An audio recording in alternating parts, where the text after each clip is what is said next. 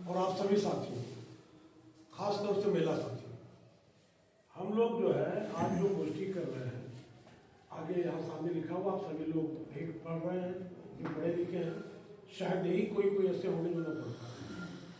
कुल मिलाकर के हम लोग जो है साथी मोबाइल थोड़ा देखना बंद कर दें कुछ देर के लिए, फिर देख लेंगे।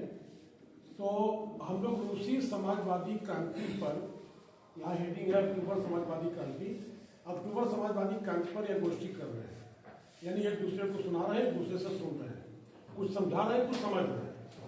अक्टूबर समाजवादी क्रांति को रूसी समाजवादी क्रांति भी कह सकते हैं। इस क्रांति के 3 नाम हैं, आप 3 नामों से इसे जान सकते हैं।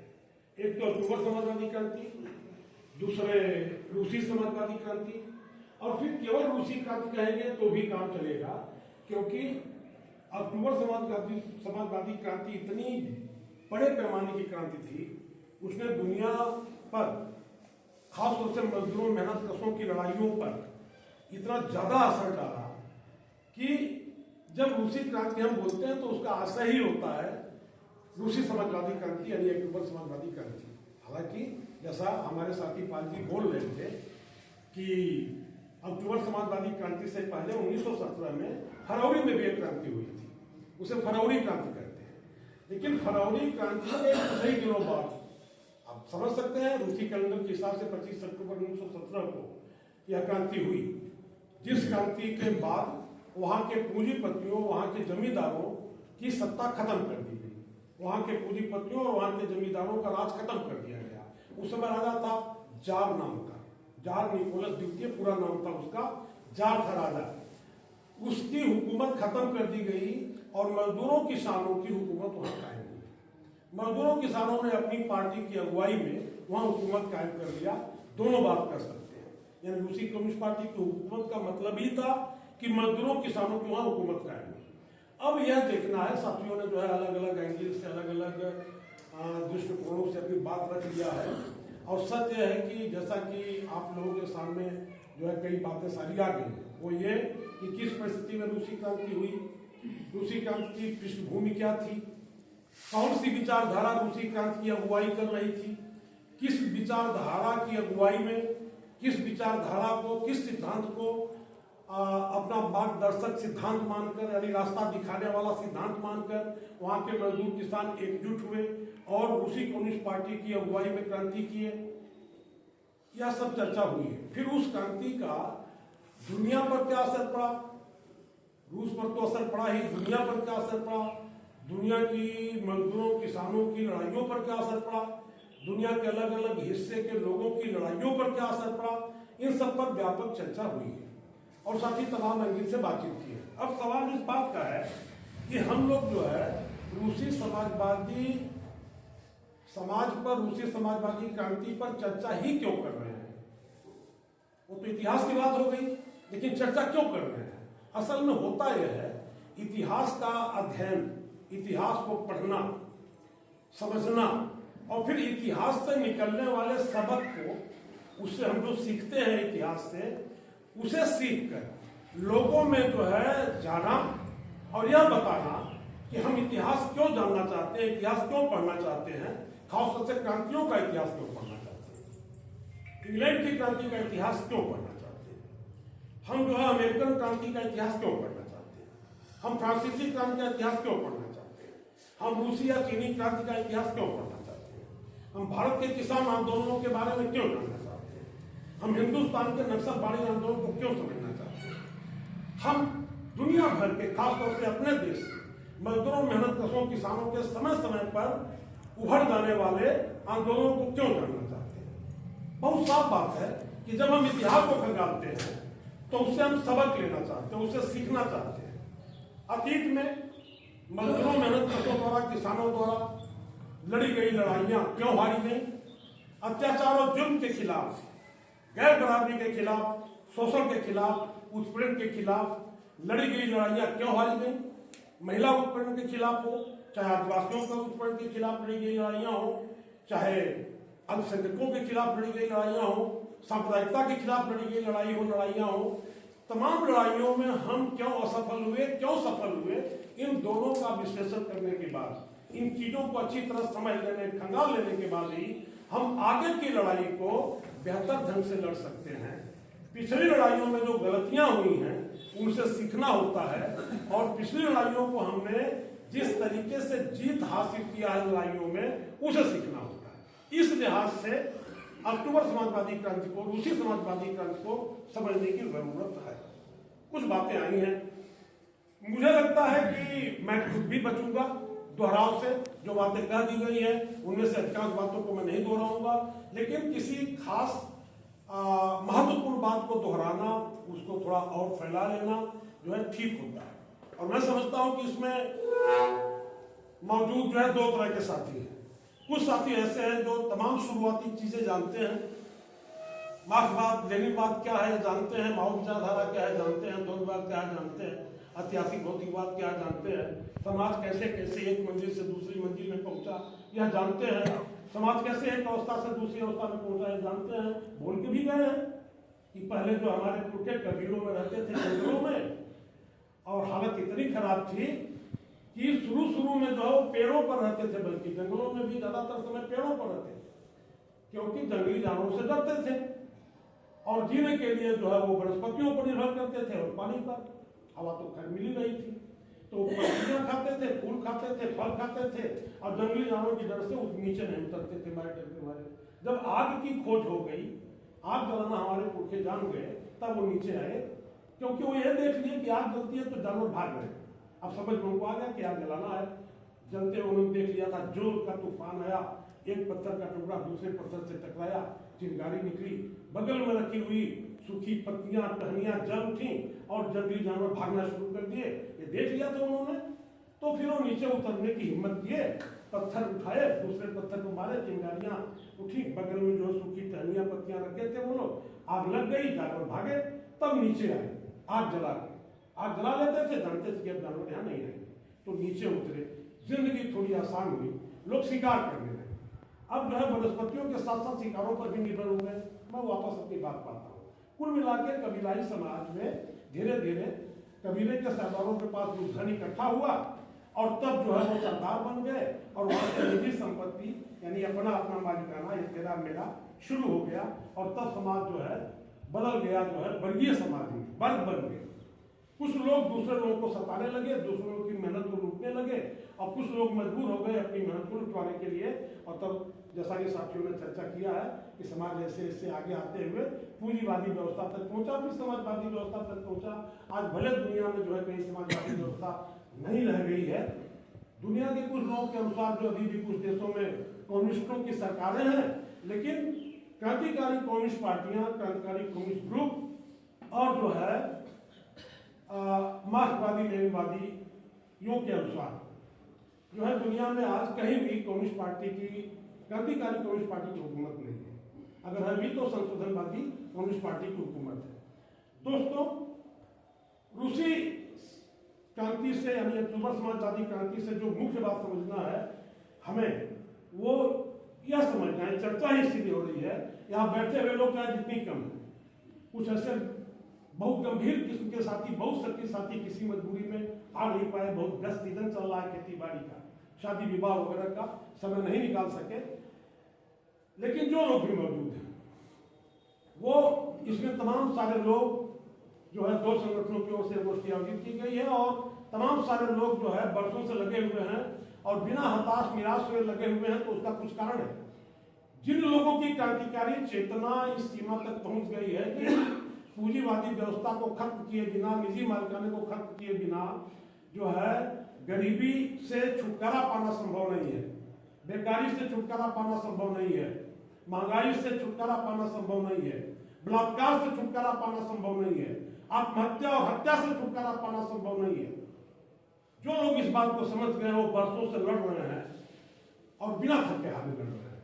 यही नहीं, देश के कोने कोने में, दुनिया के कोने कोने में हिंदुस्तान की जो क्रांतिकारी लड़ाई है, मजदूरों, मेहनतकशों, किसानों की या जनता के विभिन्न तबकों की, महिलाओं की, आदिवासियों की या अल्पसंख्यकों की या छात्रों की, ये सारी लड़ाइयां जो है दुनिया भर के पैमाने पर लड़ी जा रही अन्याय के विरोध में लड़ी जा रही लड़ाइयों का एक हिस्सा है। ऐसा नहीं कि हम बड़े 30 मार खाना अकेले लड़ लेंगे और दुनिया को बदल देंगे। पूरी दुनिया में अन्याय अत्याचार के खिलाफ, जुल्म के खिलाफ लड़ाई जारी है और हमारे देश में भी अन्याय अत्याचार और जुल्म के खिलाफ जो लड़ाई चल रही है वो पूरी दुनिया में अन्याय अत्याचार और जुल्म के खिलाफ लड़ी जा रही लड़ाई का एक हिस्सा है। तो दोस्तों, हमें अपनी लड़ाई को कैसे आगे बढ़ाना है, कैसे उसको फैला देना है, उस लड़ाई में ज्यादा से ज्यादा लोगों की भागीदारी कैसे कराना है। अगर आज हम 25, 50, 100 का प्रदर्शन कर रहे हैं विभिन्न कम्युनिस्ट पार्टियों के द्वारा मऊ कलेक्ट्रेट पर या भिन्न भिन्न जगहों पर, यहाँ थोड़ा मऊ का उदाहरण दे रहे हैं, अगर हम 25-50 का जुलूस निकालते हैं अकेले या सादा, तो मुझे लगता है कि इसकी जगह हजारों का जुलूस निकले, हजारों लोग प्रदर्शन करें विभिन्न जायज मांगों को लेकर, मजदूरों की मांगों को लेकर, किसानों की मांगों को लेकर के, विद्यार्थियों और अल्पसंख्यकों महिलाओं की मांगों को लेकर के। अगर इन कुछ दर्जन लोगों की जगह अगर सैकड़ों लोग, हजारों लोग अगर संघर्ष में उतरे तो ये कैसे संभव है। तब हमें सीखना पड़ेगा अक्टूबर समाजवादी क्रांति से। रूसी कम्युनिस्ट पार्टी के उन सदस्यों से, बोल्शेविक पार्टी भी उसे कहते हैं, बोल्शेविक पार्टी के उन सदस्यों से सीखना पड़ेगा जो वहां क्रांति संपन्न की। ऐसे ही रूसी कम्युनिस्ट पार्टी के नेता लेनिन, जो पूरी दुनिया में मजदूरों, मेहनतकशों के महान नेताओं में गिने जाते रहे हैं।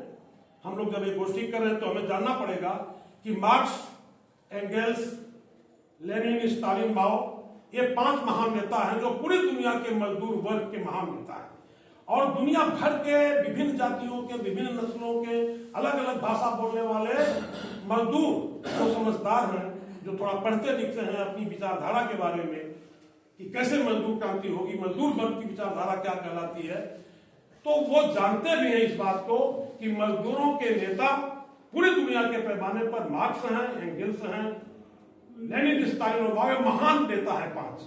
वैसे तो कम्युनिस्टों के बलिदान और कुर्बानी की, शहादतों की एक लंबी परंपरा है और जब से जो है दुनिया में मार्क्सवादी विचारधारा सामने आई और मार्क्सवादी विचारधारा को आगे बढ़ाते हुए जो है लेनिन ने उसको और समृद्ध किया, जो है फिर माओ ने उसे समृद्ध किया। आज मार्क्सवाद जहां पहुंच गया है वह विचारधारा इतनी जुल्म के बाद भी पूंजीपति वर्ग की हुकूमतों के द्वारा पूरी दुनिया में जो जुल्म ढाया जा रहा है, उन तमाम जुल्म अत्याचारों के बाद भी पूरी दुनिया में जो है एक मात्र यह धारा है कम्युनिस्ट पार्टियों की। हालांकि भिन्न भिन्न धड़े इसमें है, अलग बात, लेकिन पूरी दुनिया में जो है कम्युनिस्ट पार्टियां मौजूद हैं, कहीं छोटी, कहीं बड़ी, कहीं कमजोर, कहीं सशक्त, और उनके नेतृत्व में मजदूरों, किसानों का आंदोलन जारी है। तो दोस्तों, उन बोल्शेविकों से हमें सीखना है कि वो कितना मेहनत करते हैं। यहाँ कोई साथी हवाला दे रहा था संभवतः दिव्य कि कुर्बानियां हो रही है आज पूरी दुनिया में, हमारे अपने देश में भी शहादतें दी जा रही है और तमाम साथी जो है 4 घंटे जो है गोष्ठी में बैठकर, गांव की बैठकों में 2 घंटे बैठ करके कहने, सुनने, सवाल करने, सवाल का जवाब देने के लिए समय नहीं निकाल पा रहे हैं। रोना रोते हैं कि गरीबी है, क्या कहा जाए, दिन रात मेहनत करने के बावजूद भी घर का जरूरी खर्च नहीं चल पा रहा है। रोना रोते हैं, लेकिन पढ़ने के लिए, पढ़ाने के लिए, समझने समझाने के लिए वक्त नहीं है। लेनिन ऐसे ही नहीं कह दिए थे कि दुनिया में कोई ऐसा किला नहीं है जिसे बोल्शेविक फतह न कर सके। बोल्शेविक माने रूसी कम्युनिस्ट पार्टी के मेंबर, रूसी कम्युनिस्ट, उन्होंने यह कह दिया था। आप लोग थोड़ा फोन थोड़ी देर के लिए बंद कर दो, ठीक है। तो उन्होंने कहा था कि दुनिया में कोई ऐसा किला नहीं है जिससे बोल्शेविक फतह न कर सके। ऐसी पार्टी उन्होंने बनाया था। अब सीखना यह है कि जिस पार्टी ने दुनिया की ऐसी पहली समाजवादी क्रांति किया जिसने वहां के पूंजीपतियों और सामंतों की सत्ता खत्म कर दिया, मजदूरों की सत्ता किसानों की कायम हुई और लंबे समय तक सही तरीके से आगे गई, चली, और उस सत्ता ने वहां बेरोजगारी की समस्या को काफी हद तक हल किया, पूरी तरह न सही, लेकिन पहले से कोई तुलना नहीं रही। तमाम नए नए कल कारखाने खुले, तमाम नए नए जो है सामूहिक फार्म बने, खेतियों का विकास हुआ, साथी अमरजीत बोल रहे थे, हाँ, उद्योग धंधों का विकास हुआ, सड़कें बनाई गई, रेलवे का जाल बिछा दिया गया, तमाम हॉस्पिटल खड़े किए गए, नए नए स्कूल, कॉलेज और विश्वविद्यालय खड़े किए गए, खेल कूद की संस्थाएं खड़ी गई, तमाम नाट्य अकादमी खड़ी की गई और हर क्षेत्र में रूस आगे बढ़ा। समाजवादी व्यवस्था के दौरान बेतहाशा औद्योगिक उत्पादन बढ़ा, यानी कल कारखानों का उत्पादन, वो चाहे दवा का मामला हो, चाहे खाद का मामला हो, कपड़े का मामला हो, कागज का मामला हो, तमाम तरह का उत्पादन जो है उद्योग धंधों में बढ़ा, खेती में उत्पादन बढ़ा और जो है शिक्षा जो है आसमान छूने लगी विकास के मामले में। बड़ी बड़ी बात में करके मैं ध्यान दिलाऊंगा कि रूसी समाजवादी व्यवस्था ने जो महत्वपूर्ण 3 चीजें, रोजगार, स्वास्थ्य और शिक्षा, हर आदमी को रोजगार की गारंटी उस समाजवादी व्यवस्था में थी। सबको रोजगार दिया, सबको काम दिया जाता था, जो जिस लायक था सबको काम दिया गया। और हर बच्चे की पढ़ाई की मुफ्त व्यवस्था उस मजदूरों के राज ने किया। समाजवादी व्यवस्था में मजदूरों के राज ने हर बच्चे को मुफ्त पढ़ाने की व्यवस्था किया और हर बीमार का मुफ्त इलाज करने का जिम्मा रूसी समाजवादी व्यवस्था ने मजदूरों के राज में किया। अब सवाल इस बात का है कि हमें यह सीखना है कि जो पार्टी रूस में क्रांति की, उस जारशाही के खिलाफ, जार की उस सेना के खिलाफ, जार की पूरी व्यवस्था के खिलाफ, उसके प्रशासन के खिलाफ, उसके जो है लघु भगु और प्रशासनिक अधिकारियों के खिलाफ लड़ते हुए क्रांति किया। जार की सेना थी 1 करोड़ 20 लाख। 1 करोड़ 20 लाख की जार की सेना थी, जिसे मजदूरों, किसानों के भीतर से बनी हुई सेना ने, जन सेना कह लीजिए, लाल सेना कह लीजिए, जिसे लाल सेना ने पराजित किया रूसी कम्युनिस्ट पार्टी की अगुवाई में। दोस्तों, थोड़ी एक बात जो छोटी थी उस पर हमें बात रखने के लिए कहा गया था, लेकिन जरूरी बात मैं जरूरी समझता था करना कि हमें बोल्शेविक बनना होगा, बोल्शेविक बनाना होगा, यानी रूसी कम्युनिस्टों जैसा बनना होगा और वैसा ही लोगों को बनाना पड़ेगा। अब इस आधार पर जरा पैमाने पर हम लोग अपने को और आसपास जो स्थिति है उसको देख लें, कस लें। 12-12 घंटे काम करके जार की हुकूमत में वहां के मजदूर निकलते थे और जो मजदूर वर्ग सचेत हो रहे थे क्रांतिकारी विचारधारा से, यानी मजदूर वर्ग की विचारधारा से, यानी मार्क्सवाद से धीरे धीरे लैस हो रहे थे। 12-12 घंटा काम करने के बाद भी वो पर्चे लेकर के, पुस्तकाएं लेकर के निकल जाते थे लोगों के बीच। पर्चे बांटते थे, पुस्तकाएं बांटते थे, पढ़ाते थे, पढ़ते थे, लड़ते थे, दिन रात करते थे, तब वो लोगों को तैयार कर सके क्रांति के लिए। क्या हम ऐसा कर रहे हैं? सवाल यह है कि क्या अपने आप क्रांति हो जाएगी? नहीं। जब तक क्रांतिकारी विचारधारा का प्रचार प्रसार बड़ी आबादी तक, खासतौर से मजदूरों, मेहनतकशों की बड़ी आबादी तक, किसानों की बड़ी आबादी तक, भिन्न भिन्न पैसे के गरीबों तक नहीं जाएगा, तब तक क्रांति तो नहीं होगी। मैं यहां बता रहा, 2 तरह के श्रोता हैं। कुछ लोग शुरुआती चीजें जानते हैं ठीक ठाक, कुछ लोग अभी बिल्कुल शुरुआती चीजें भी उन्हें बताने की जरूरत है। मैं कोशिश कर रहा हूं कि उन्हीं लोगों को ध्यान में रखकर बोलूं, हमारे ज्यादातर शब्द या हमारी कही गई बातें खासतौर से ये लोग सुने, ठीक है, और समझे। ऐसे साथी लोग, महिलाएं और तमाम लोग ने, थोड़े से कुछ लोग और, बाकी तो साथी काफी कुछ समझदार हैं और उनके लिए बहुत सारी बातें परिचित हैं, दोहराई जा रही हैं, फिर से सुनाई जा रही है, फिर सुनाने का भी मतलब होता है। कई बार ऐसा होता है कि इसमें बैठे हुए साथी खुद अपना अपना मूल्यांकन कर लें, अपने आप कुछ बातें याद करते रहते हैं अपने को वैचारिक तौर पर जिंदा रखने के लिए, अपनी क्रांतिकारी चेतना को और बुलंद करने के लिए और हिम्मत के साथ लड़ने के लिए। लेकिन कई साथी ऐसे हैं जो खो जाते हैं घरों में। जब घर की समस्या सामने आती है, जब पत्नी चढ़ बैठती है कि इतनी देर के बाद आए हो, क्या कमा के लाए हो, नौकरी करने गए थे। जब माँ बाप कोसते हैं और नाराज होते हैं और बड़े हो चुके बच्चे अगर सहयोगी नहीं है और कहते हैं क्या करने गए थे, क्या कमा के लाए हो, हमारा तो ड्रेस अभी नहीं हो पाया है और आपको क्रांति सूझ रहे, जाके गोष्ठियां कर रहे हो और भाषणबाजी कर रहे हो, तो फिर आसान नहीं होता है अपने आप को जो है क्रांतिकारी बनाए रख करके जीना और क्रांतिकारी विचारधारा को लोगों तक पहुंचाने का काम करना। तो दोस्तों, अपने आप क्रांति कभी नहीं होती। क्रांतिकारी विचारों को लोगों तक ले जाकर, खासतौर से मजदूरों, मेहनतकशों, किसानों में, भिन्न पैसे के गरीबों तक क्रांतिकारी विचार को ले जाकर के ही क्रांति की जा सकती है। तब रूसी समाजवादी क्रांति से सबक क्या निकलता है? रूसी समाजवादी क्रांति कब हो पाई थी? क्या हिंदुस्तान में की जो स्थिति है उस तरह हो पाई थी क्या? यहाँ कई कम्युनिस्ट पार्टियां हैं जो अपने को राष्ट्रीय स्तर की कम्युनिस्ट पार्टी मानती हैं, अपना महाधिवेशन करती हैं, उसको अंग्रेजी में कांग्रेस कहते हैं। कुछ क्रांतिकारी कम्युनिस्ट ग्रुप हैं जो अपने को पार्टी नहीं मानते, ग्रुप मानते हैं और वो कांग्रेस यानी महाधिवेशन नहीं करके कॉन्फ्रेंस करते हैं, सम्मेलन अपना करते हैं। इस तरह से बिखराव जो है उसके चलते क्रांति नहीं होगी।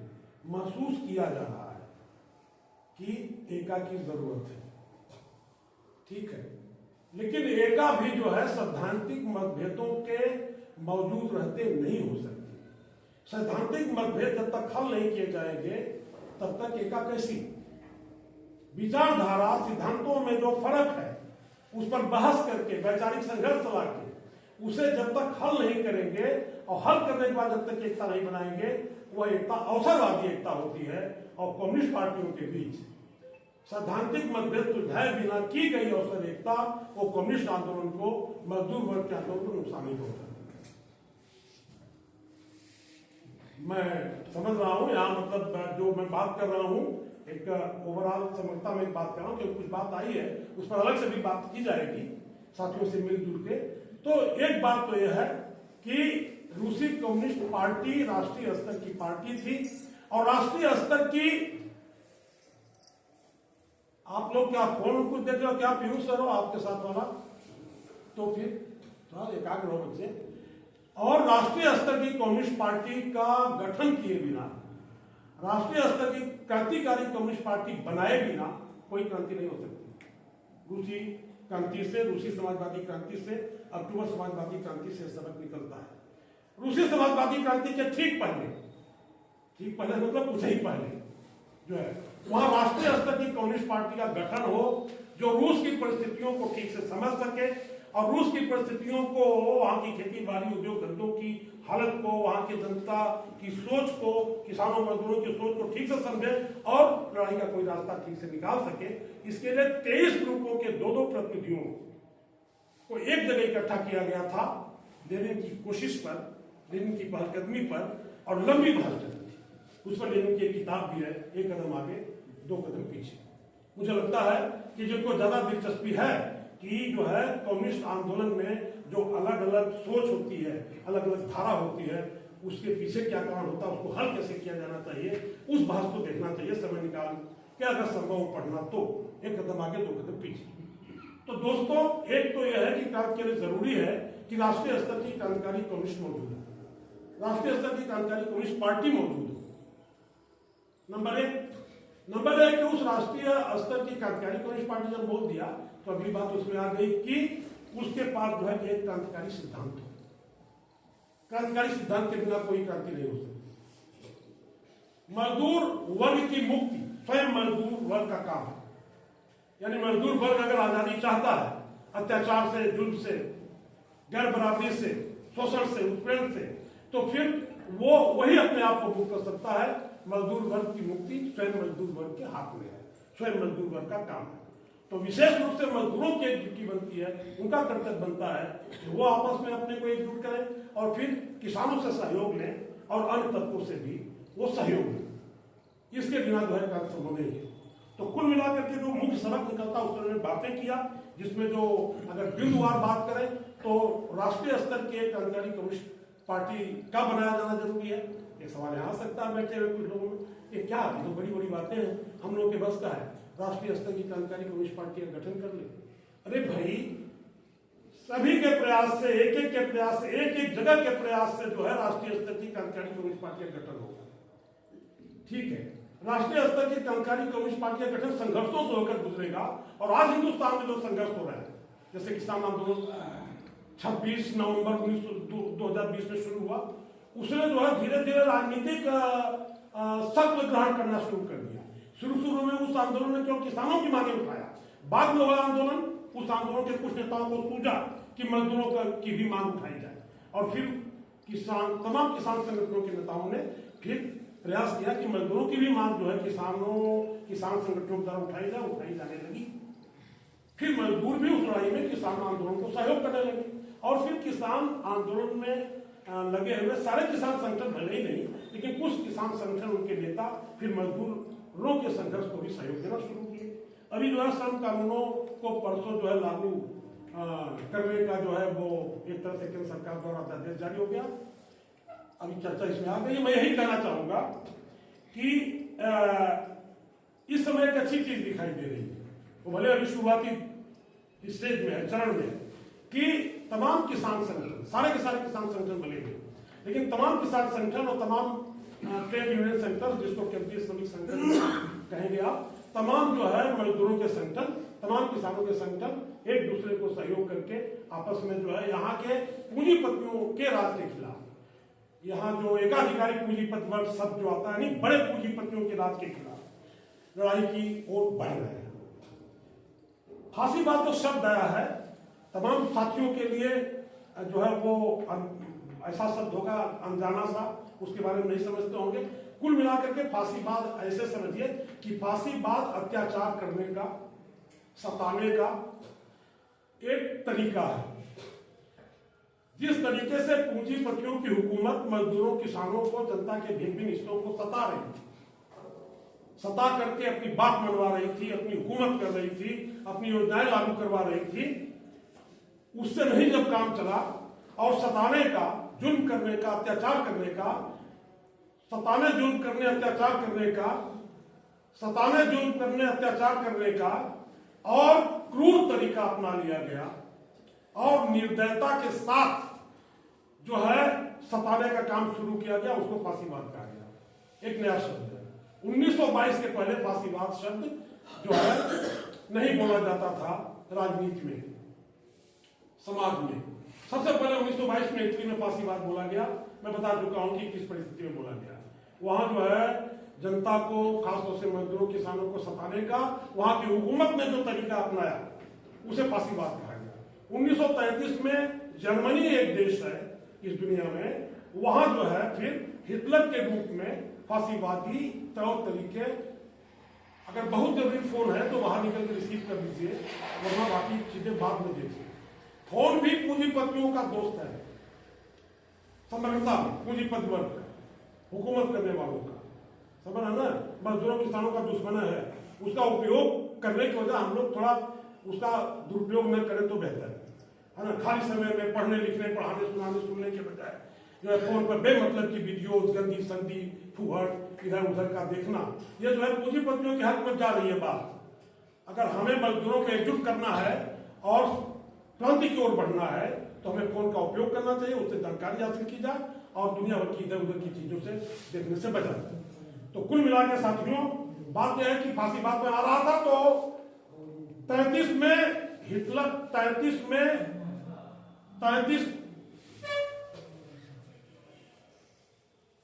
में जर्मनी एक देश है दुनिया में, वहां जो हिटलर की हुकूमत थी, उसने फांसीवादी तरीके अपनाया।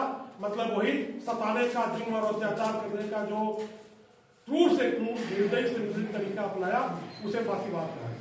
असल में दोस्तों फांसीवाद की परिभाषा अगर समझ में आने वाली परिभाषा दी जाए, समझ में आने वाले तरीके से बताया जाए तो वो ये है कि धीरे धीरे जब पूंजीपतियों की हुकूमत आपको अपनी जायज बात भी करने का अधिकार न दे, आपका सारा अधिकार जो है जायज तरीके से बात करने, जुलूस निकालने, प्रदर्शन करने, धरना देने, पर्चा बांटने, पुस्तिकाएं बांटने, बैठकें करने, जनसभा करने का अधिकार अगर पूंजीपतियों का राज छीन ले तो समझिए कि पूंजीपतियों का राज जो है पहले जैसा नहीं रह गया। अब वो जो नाटक कर रहा था लोकतंत्र का, वह नाटक जो है अब वो उससे वो काम नहीं चला पा रहा है, नंगे तरीके से सामने आ गया है और जो है अब वो जनता के सारे अधिकार छीनने की ओर कदम दर कदम बढ़ रहा है। जब पूंजीपतियों की हुकूमत एक एक करके जनता के अधिकार को छीनने लगे और समझ जाना चाहिए, चौकन्ना हो जाना चाहिए कि वो दिन आने वाला है जब पूंजीपतियों की हुकूमत हमसे अपने सारे अधिकार छीन लेगी, जिसे हम लोग लड़के हासिल किए थे, जिसे मजदूर लड़के हासिल किए थे, जिसे किसान लड़के हासिल किए थे, जिसे गरीब लड़के हासिल किए थे, जिसे महिलाएं लड़के हासिल की थी, जिसे आदिवासी लड़के हासिल किए थे। वो सारे अधिकार एक एक करके जब पूंजीपतियों की हुकूमत छीनने लगे तो समझो फांसीवाद अब आहट दे रहा है, करीब आ रहा है। हिंदुस्तान में कुछ कम्युनिस्ट पार्टियां, ग्रुप, कुछ क्रांतिकारी लोग मान रहे हैं कि फांसीवाद आ गया है, कुछ मान रहे हैं कि अभी नहीं आया है, लेकिन आहट दे रहा है। यहाँ के बड़े पूंजीपत, राष्ट्रीय स्वयंसेवक संघ यानी आरएसएस और बीजेपी का जो गठजोड़ है, गुटबंदी, वह इस देश को फांसीवाद की ओर ले जा रहा है। चुनाव के जरिए जब तक केंद्र में हुकूमत करने वाली, सरकार चलाने वाली बीजेपी, तमाम प्रदेशों में उसकी गवर्नमेंट है। चुनाव के जरिए जब तक उनकी सरकारें चल रही हैं, अगर लगेगा बीजेपी या आरएसएस को कि अब चुनाव के माध्यम से सरकार चलाना मुश्किल है, मजदूरों, किसानों को, गरीबों को लूटना मुश्किल है, इन्हें नहीं बकाया जा सकता जात के नाम पर, धर्म के नाम पर, क्षेत्र और भाषा के नाम पर, ठीक है, ठाकुर पंडित कुमार यादव के नाम पर, तब जो है वो एकदम नंगे तरीके से सामने आ जाएंगे। जब देखेंगे कि हर जात के मजदूर, हर धर्म के मजदूर, हर क्षेत्र के मजदूर और किसान जातियों का भेदभाव भूल करके एक होने जा रहे हैं, हमारी हुकूमत के खिलाफ, पूंजीवादी व्यवस्था के खिलाफ लड़ने जा रहे हैं, और संभावना दिखाई दे रही है कि पूंजीवादी राज को खत्म करके मजदूरों किसानों का राज आने वाला है। तब ये सारी पार्टियां जो दिखाई दे रही है ना, तब केवल बीजेपी ही नहीं, तब सबकी पोल पट्टी खुल जाएगी। तब कांग्रेस की भी, सपा की भी, बसपा की भी, सुहेल जो भारतीय समाज पार्टी की भी, सबकी पोल पट्टी खुल जाएगी कि ये पार्टियां बड़े पूंजीपतियों की दोस्त हैं और मजदूरों किसानों की दुश्मन। ये सारी पार्टियां, इनके नेता एक दिखाई देंगे, टाटा बिरला, अंबानी, अदानी के साथ खड़े दिखाई देंगे, और मजदूरों, मेहनत कशों, चाहे किसी जात के मजदूर मेहनत कशों, उनके खिलाफ दिखाई देंगे। इसलिए देश में अब तक जो शहादतें हुई हैं उन्हें याद किया जाए, और यहाँ राष्ट्रीय स्तर की क्रांतिकारी कम्युनिस्ट पार्टी बनाने का प्रयास किया जाए। फांसीवाद पर मैं चर्चा कर रहा था, फांसीवाद आगे बढ़ता हुआ यहाँ तक हुआ, दुनिया में सबसे पहले मजदूरों किसानों का लंबे समय तक चलने वाला समाजवादी राज्य कायम हुआ था, और दुनिया भर के बड़े पूंजीपतियों की आंखों में खटकता था। जर्मनी का जो तानाशाह था हिटलर, उसको जो है बहुत चिंता थी कि भैया ये रूसी समाजवादी व्यवस्था को, यहाँ के मजदूरों के राज को खत्म किया जाए, और उसने 1941 में रूसी समाजवादी व्यवस्था पर हमला कर दिया, रूस पर हमला कर दिया। संक्षेप में बात करूंगा, नहीं तो लंबी कहानी है।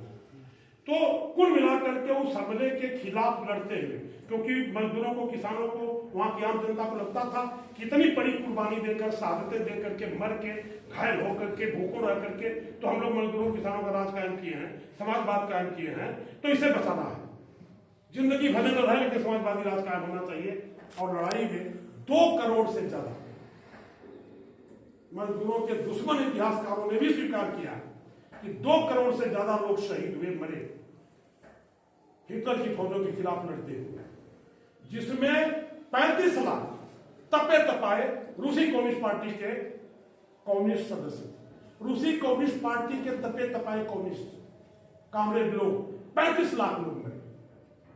और हमें लगता है कि हम इसी व्यवस्था में दिन रात एक करके, पसीना बहा के अपनी समस्या हल कर ले जाएंगे। दिमाग और आंख खोलने की जरूरत है। इस व्यवस्था में कभी भी संभव नहीं है, बड़े पूंजीपतियों के राज में कभी संभव नहीं है कि करोड़ों मजदूर, किसान और तमाम पैसे के गरीब लोग जो है अपने को गरीबी से मुक्त कर पाएंगे, अत्याचार और जुल्म से मुक्त कर पाएंगे, गैर बराबरी से मुक्त कर पाएंगे, छोटे बड़े का जो भेदभाव है उससे मुक्त कर पाएंगे। इसलिए जो है उन तमाम शहीदों को याद करते हुए, हिटलर की फौजों के खिलाफ लड़ते हुए जो 35 लाख तपे तपाए कम्युनिस्ट शहीद हुए, और उनके साथ साथ लाल सेना के लोग, तमाम मजदूर किसान जो शहीद हुए, 2 करोड़ लोग जो मरे फांसीवाद के खिलाफ लड़ते हुए, उससे हमें सबक लेना है। और यहाँ जो है हमें राष्ट्रीय स्तर की क्रांतिकारी कम्युनिस्ट पार्टी के निर्माण में जो भी छोटी भूमिका निभा सकते हैं वह निभाना है। इन्हीं बातों के साथ मैं आप सभी लोगों को धैर्यपूर्वक सुनने के लिए जो है धन्यवाद देता हूँ। और हम लोग जो है नारे के साथ बहुत